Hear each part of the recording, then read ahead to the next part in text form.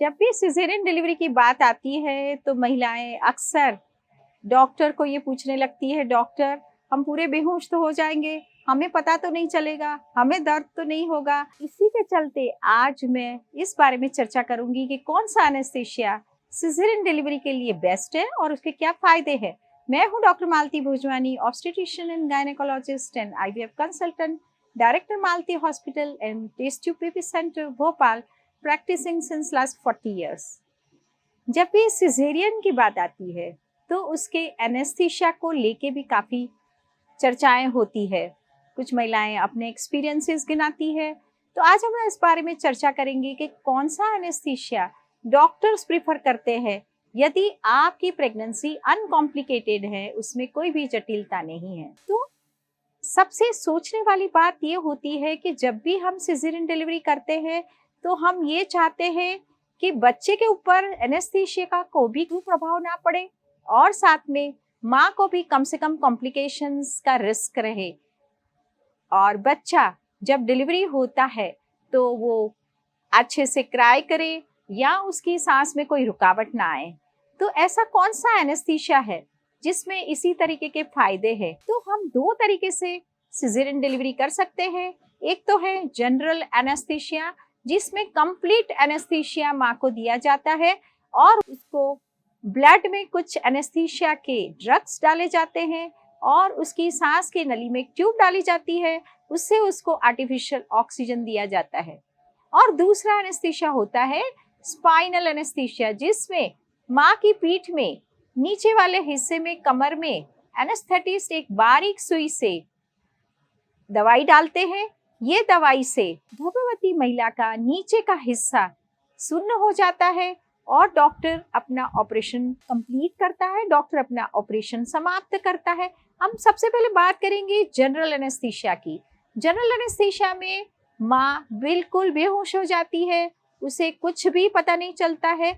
लेकिन general anaesthesia के दौरान समझने वाली बात यह है कि माँ का पेट बिल्कुल खाली होना चाहिए। उसको लास्ट 6 घंटों में उसने कुछ भी खाया पिया नहीं होना चाहिए, क्योंकि ड्यूरिंग प्रेगनेंसी बहुत देर तक खाना स्टमक में पड़ा रहता है और यदि इसी दौरान कुछ इमरजेंसी होती है, माँ कुछ खा के आ जाती है और यदि हम जनरल एनेस्थीसिया देते हैं तो उसका जो पार्टिकल्स है, फूड पार्टिकल्स हैं, वो सांस की नली में जा सकते हैं, उसको न्यूमोनिया हो सकता है, उसको ऑक्सीजन की कमी हो सकती है और कभी कभी ये गंभीर रूप लेता है और एक कॉम्प्लिकेशन हो जाता है। इसीलिए हमें इस चीज़ की बहुत सावधानी लेनी पड़ती है कि यदि जनरल एनेस्थीसिया की जरूरत भी पड़ती है तो एनेस्थेटिस्ट महिला का पेट में नली डालकर उसका पूरा खाना निकाल लेते हैं। दूसरा नुकसान जो जनरल एनेस्थीसिया का वो ये है कि जैसे ही एनेस्थीसिया दिया जाता है,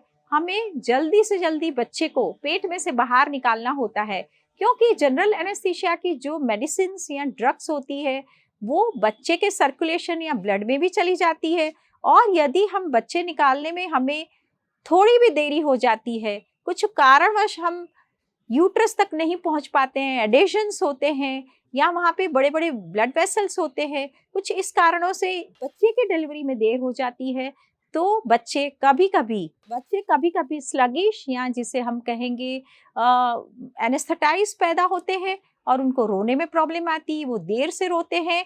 बच्चे के डॉक्टर को उनको असिस्ट करना पड़ता है, मदद करनी पड़ती है, उनको ऑक्सीजन देना पड़ता है, उनको अम्बू बैग करना पड़ता है ताकि वो रोए।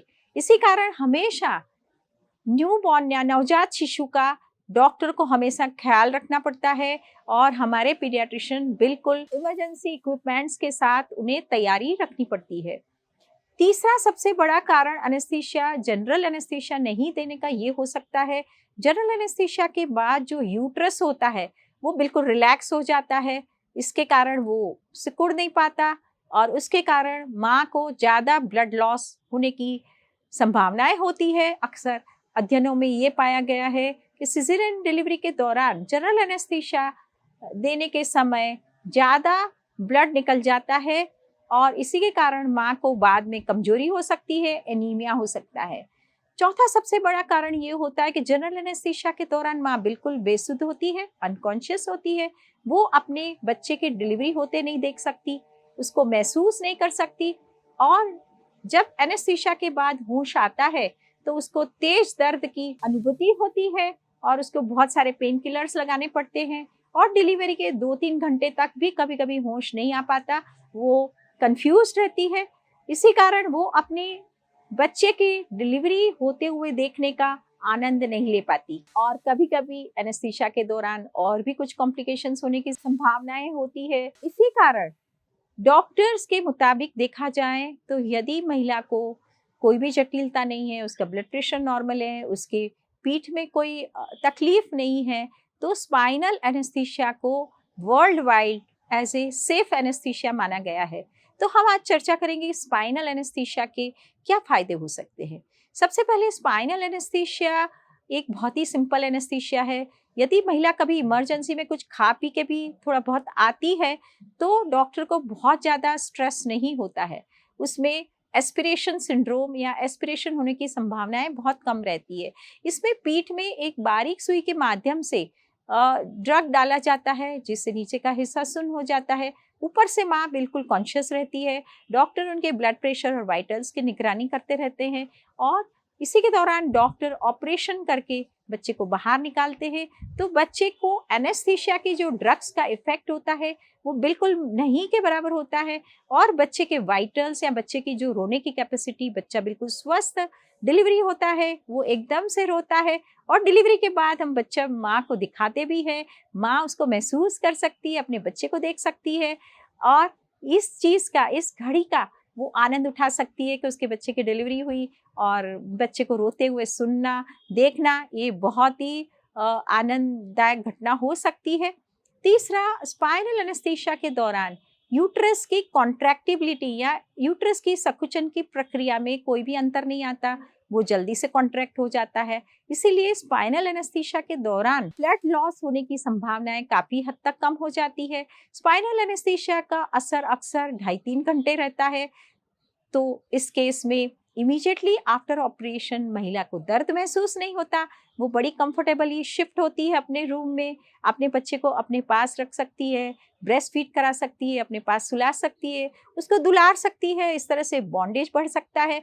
और स्पाइनल एनेस्थीसिया के बाद हम खान पान की प्रक्रिया भी 6 घंटे के बाद पानी वानी देना शुरू कर सकते हैं, उसके मूवमेंट्स करा सकते हैं और इसी तरह से और उसके बाकी के कॉम्प्लिकेशंस ना के बराबर होते हैं, जैसे इन्फेक्शन होने के चांसेस ना के बराबर होते हैं और पोस्ट ऑपरेटिव पीरियड माँ का बहुत ही स्मूथ निकलता है।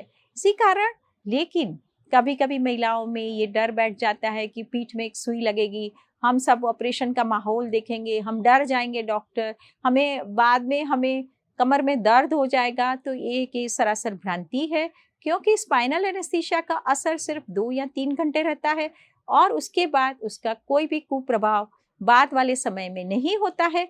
जरूरी चीज़ ये समझने वाली है कि स्पाइनल एनेस्थीसिया के बाद कभी कभी बीपी लो होता है तो डॉक्टर्स ग्लूकोज देने की सलाह देते हैं और माँ को ज़्यादा से ज़्यादा पानी पीने की सलाह दी जाती है। और इसी तरह से यदि महिला इस मामले में सोचे कि उनका बच्चा डिलीवरी के समय वो महसूस कर पाए, वो स्वस्थ रहे, वो रोता हुआ निकले और उसके भी कम से कम कॉम्प्लिकेशंस हैं, तो वर्ल्ड वाइड ये पाया गया है कि स्पाइनल एनेस्थीसिया सिजेरियन डिलीवरी के लिए एक बहुत ही उपयुक्त एनेस्थीसिया है और बेस्ट एनेस्थीसिया है। इसीलिए हर एक प्रेग्नेंट महिला को unless there is a indication, unless anaesthetist को कुछ लगता है, महिला में कुछ ऐसे कॉम्प्लिकेशंस लगते हैं, तो वो जनरल एनेस्थीसिया का ऑप्शन ले सकते हैं। बाकी spinal anaesthesia is considered a very safe and good anaesthesia for caesarean delivery. फिर भी एनेस्थीसिया के बारे में आपके कुछ संशय या डाउट्स हैं तो आप मेरे कमेंट बॉक्स में डालें और यदि आपको ये वीडियो अच्छा लगे तो आप इसे शेयर करें, लाइक करें और मेरा यूट्यूब चैनल सब्सक्राइब करें। नमस्कार, धन्यवाद।